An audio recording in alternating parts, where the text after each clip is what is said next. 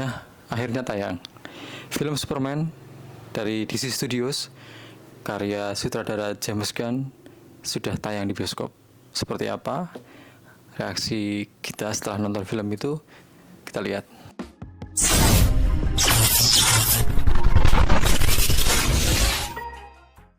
Di awal film dibuka langsung dengan konflik Superman yang berada di tengah-tengah situasi politik, dimana di situ mungkin udah lihat di trailer ya, bahwa di situ Superman-nya ternyata bisa berdarah, bisa terluka parah, dan kemudian dia juga ternyata masih secara emosional masih labil, meskipun dia sudah 3 tahun sebagai pahlawan di bumi gitu ya, dielu-elukan orang. Ternyata seorang Superman masih bisa merasakan kekalahan, dan dia butuh effort yang luar biasa untuk mengembalikan nama baiknya, mengembalikan jati dirinya. Itu ternyata James Gunn berhasil meramu itu menjadi suatu hal yang menarik untuk kita ikuti gitu. Perlu digarisbawahi dulu bahwa saya adalah seorang penggemar Superman versi Zack Snyder, Henry Cavill ya, dengan universe-nya mereka gitu. Nah, ketika tahu bahwa Superman akan di-reboot dan akan menampilkan James Gunn sebagai sutradara, jujur saya nggak terlalu ekspektasi terlalu tinggi gitu, karena nuansa James Gunn tuh mesti agak-agak ceria, model-model kayak Guardian, Marvel gitu kan. Sementara Superman-nya Zack Snyder kan udah terkenal dengan darknya ya, kelam gitu, serius gitu ya. Ya, ternyata benar bahwa film Superman kali ini, seperti yang sudah sempat diberitakan juga, James Gunn terinspirasi dari Superman versi Christopher Reeve ya, versi klasik gitu. Di situ banyak tayangan atau cuplikan-cuplikan yang mereferensi ke situ gitu. Dan itu bagus-bagus aja, maksudnya nggak ada masalah gitu loh.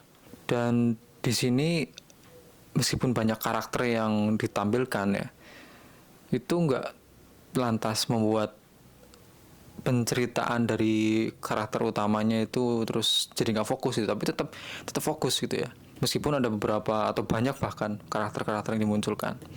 Jadi karakter yang dimunculkan itu tidak mengganggu atau tidak merusak fokus utama alur cerita dari Superman atau karakterisasi dari Superman itu sendiri, tapi justru malah menguatkan dari karakter Superman. Kemudian nilai positif lain dari film ini, filmnya itu nggak membosenin. Jadi mungkin di awal-awal ada beberapa dialog-dialog yang kalau bagi kalian yang nggak terlalu suka drama mungkin agak males ngikutin ya, tapi itu nggak terlalu lama menurut saya. Dan kalau kita resapi, ternyata dialog itu juga sangat berhubungan dengan cerita berikutnya gitu, nggak asal ngobrol aja gitu ya. Nah, setelah itu kemudian kita dibawa dengan konflik-konfliknya, dan ketika di puncak konflik kita benar-benar penasaran gitu, apa sih nanti endingnya. Meskipun kita mungkin udah bisa nebak endingnya kayak apa, tapi gimana menuju ke ending itu yang bikin penasaran.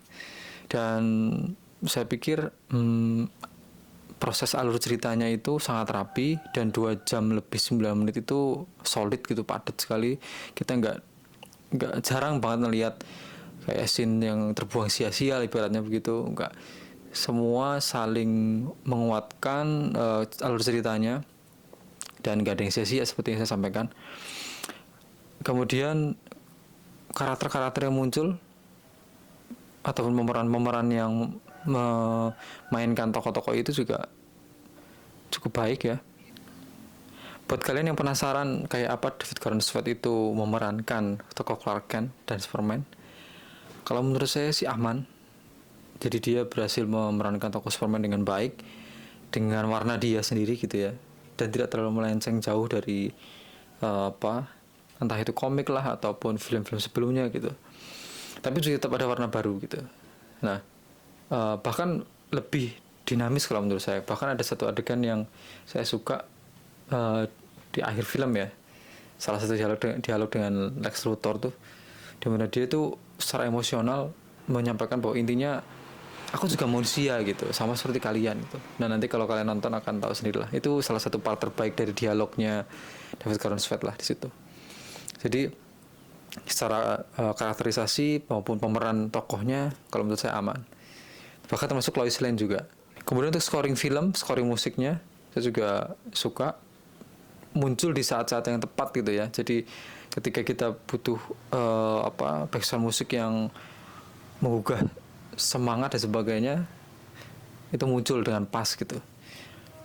Bahkan banyak teman-teman yang bilang kalau ketika di salah satu momen tuh tepuk tangan gitu, karena emang ada beberapa momentum yang heroik, dramatis gitu, dan saya suka sekali, epic gitu loh. Dan hal lain yang saya suka adalah mungkin agak nyambung dengan tadi ya, agak nyambung dengan yang pertama tadi. Jadi di sini Superman bener-bener effortnya luar biasa untuk mencari jati dirinya, kemudian tidak hanya menang dan kalahnya, tapi juga pembuktian lah. Nah di situ nanti kalau saya terlalu banyak membocorkan takut spoiler ya. Tapi ini di situ kita lihat tanda kutip Superman benar-benar berdarah-darah, tanda kutip berdarah-darah ya.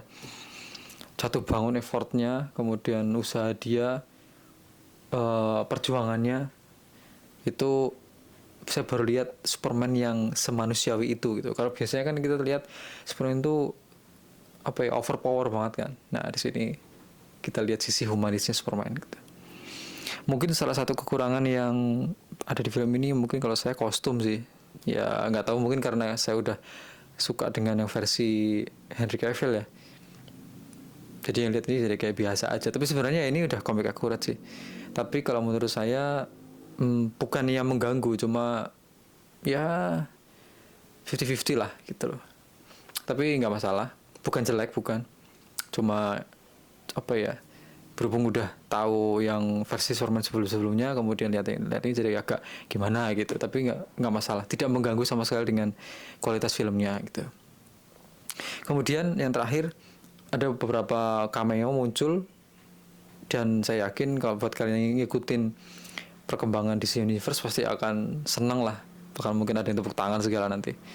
Tunggu aja. Kemudian buat saya film ini bisa menjadi pembuka DC Universe yang baru, yang luar biasa lah, karena menjanjikan ya.